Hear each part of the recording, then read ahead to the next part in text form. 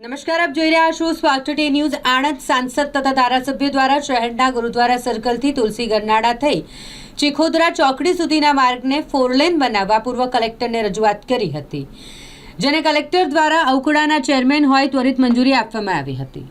જે બાદ યેનકેન પ્રકારે ટલ્લે ચડી આવવા તેને ગત સપ્તાહે વેસ્ટર્ન રેલવેના જનરલ મેનેજર મુલાકાત માટે પહોંચ્યા એટલે ધારાસભ્ય યોગેશ પટેલે તુલસી ગરનાળા માર્ગને દ્વિમાર્ગ બનાવવાની રજૂઆત કરતા જનરલ મેનેજર દ્વારા હકારાત્મક અભિગમ દાખવ્યો અને આગામી સમયમાં ગુરુદ્વારા સર્કલથી ચીખોદરા ચોકડી સુધીના માર્ગને ફોરલેન સાથે આ આખા માર્ગ પર કાચ પ્રીકાસ્ટિંગ બોક્સ ડ્રેઇન બનવા પામશે તેવું યોગેશ પટેલે જણાવ્યું છે।